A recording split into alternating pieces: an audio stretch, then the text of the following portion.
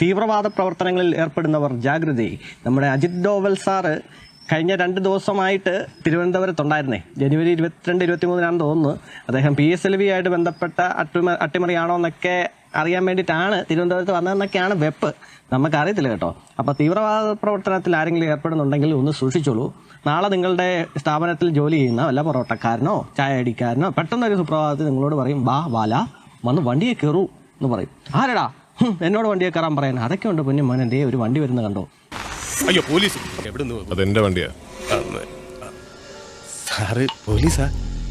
ഈ അവസ്ഥയായിരിക്കും. അതുകൊണ്ട് ആരെങ്കിലും തീവ്രവാദ പ്രവർത്തനങ്ങളിൽ ഏർപ്പെടുന്നുണ്ടെങ്കിൽ സൂക്ഷിച്ചോ. എപ്പോൾ വേണേലും പണി വാലുംവെള്ളത്തിൽ കിട്ടാം. അതായത് PSLV 2 പ്രാവശ്യമായിട്ട് ഫുൾ ഫെയിലിയർ നടന്നല്ലോ.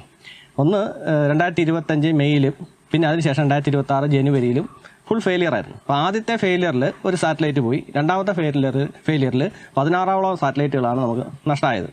അപ്പോൾ ഇത് എന്തെങ്കിലും അട്ടിമറിയാണോ എന്ന് സംശയിച്ചാണ് അദ്ദേഹം തിരുവനന്തപുരത്ത് വന്നെന്നാണ് പറയപ്പെടുന്നത്. പക്ഷേ ആ ഒരു കാരണത്തിനാണോ വന്നതെന്നൊന്നും അറിയാം. നമ്മുടെ പോലീസ് സേനയ്ക്ക് പോലും അതിനൊന്നും റിപ്പോർട്ട് കിട്ടിയില്ലെന്നാണ് പറയപ്പെടുന്നത്. മഫ്തിയിലായിട്ട് 2-3 പോലീസുകാരുണ്ടായിരുന്നു, അല്ലാതെ ഇവിടെ ഒരു റിപ്പോർട്ടും ഇല്ലായിരുന്നു എന്നാണ് പറഞ്ഞത്. അപ്പോൾ ഇത്ര രഹസ്യമായിട്ട് വന്ന് ഈ ഒരു കാര്യം മാത്രം അന്വേഷിക്കാൻ വേണ്ടി വന്നതാണോ എന്ന് എനിക്ക് സംശയമില്ലാതില്ല. അതായത് ഇതിനു മുമ്പ് നമ്മുടെ ഡൽഹിയിൽ ഒരു സ്ഫോടനം ഉണ്ടായല്ലോ. ഈ വൈറ്റ് കോളർ ടെററിസം എന്ന് പറഞ്ഞുകൊണ്ട് അറിയാം, ഡോക്ടർമാരെയും കുറേ ആൾക്കാരെയൊക്കെ പൊക്കുകയും ഒക്കെ ചെയ്തല്ലോ. അത് അല്ലാതെ തന്നെ നമ്മുടെ നാട്ടിൽ തന്നെ, കേരളത്തിൽ തന്നെ ഒരുപാട് ISIS ബന്ധവും PFI ബന്ധവും ഒക്കെ ഒത്തിരി നമ്മൾ വാർത്തകളും മറ്റും കണ്ടിട്ടും ഒക്കെ ഉണ്ട്.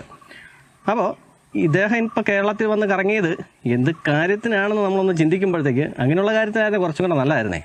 കാരണം നമ്മുടെ കേരളം എന്ന് പറഞ്ഞ ഒരു കൊച്ചു മിനി പാകിസ്ഥാൻ പോലെ ആയിട്ടുണ്ടോ എന്നൊരു സംശയമില്ലാതില്ല.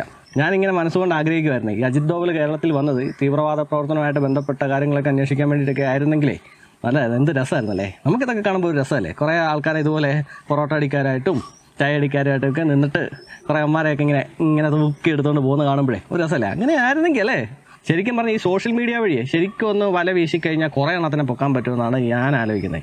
കാരണം നമ്മൾ പല തരത്തിലുള്ള ഈ കമൻറ്റുകളും മറ്റുമൊക്കെ കാണുമ്പോഴത്തേക്ക് ഇവരൊക്കെ എന്ത് ഫേക്ക് അക്കൗണ്ട് ആയിരിക്കാം. പക്ഷേ ഫേക്ക് അക്കൗണ്ട് ആണെന്ന് പറഞ്ഞാൽ ഇവരെ പോലെ അജിത് ഡോവലിനെ പോലുള്ളവരും അല്ല നമ്മളെ എന്നെ അങ്ങോട്ട് വിചാരിച്ച് കഴിഞ്ഞാൽ ഇവരൊക്കെ ഈസി ആയിട്ട് പൊക്കാമെന്നല്ലേ ഉള്ളൂ. അപ്പോൾ സോഷ്യൽ മീഡിയ വഴി ശരിക്കും ഒന്ന് കറങ്ങുവാണെങ്കിൽ എത്ര എണ്ണത്തിനെ പൊക്കാൻ പറ്റുമെന്നറിയോ. നമ്മുടെ ഈ തേജസ് വിമാനം അപകടത്തിൽപ്പെട്ട ഓർക്കുന്നുണ്ടല്ലോ. തേജസ് അപകടത്തിൽപ്പെട്ട് കഴിഞ്ഞപ്പോൾ അതിനെതിരെ നല്ല സന്തോഷിച്ചുള്ള പോസ്റ്റുകളും മറ്റും എന്തുമാത്രം നിങ്ങളും കണ്ടു കാണുമല്ലോ.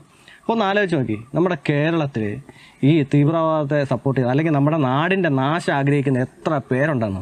അപ്പോൾ ഞാൻ പറഞ്ഞത് സോഷ്യൽ മീഡിയ വഴി ഒന്ന് ശരിക്കും ഒന്ന് പരിധിയാൽ തന്നെ കുറേ എണ്ണത്തിനെ പിടിക്കാൻ പറ്റുമെന്നുള്ളതാണ്. ഇനി അതൊക്കെ നിരീക്ഷിക്കുന്നുണ്ടോ എന്ന് നമുക്കറിയത്തില്ല കേട്ടോ. പെട്ടെന്നൊരു സുപ്രഭാതത്തിലായിരിക്കും എല്ലാത്തിനും പിടിച്ച് തൂക്കി എടുത്തുകൊണ്ട് പോകുന്നത്. ഇപ്പം നല്ല രസമാണ്, ഒന്ന് കളിയാക്കൽ ചുമ്മാ ട്രോളൊക്കെ ആയിട്ടേ എന്ന് പറഞ്ഞാൽ ചുമ്മാ രസത്തിനൊക്കെ ഇടാം. പക്ഷേ ഇത് എപ്പോഴാണ് പണി വാലുംവെള്ളത്തിൽ കിട്ടുന്നതെന്ന് പറയാൻ പറ്റുകയില്ല.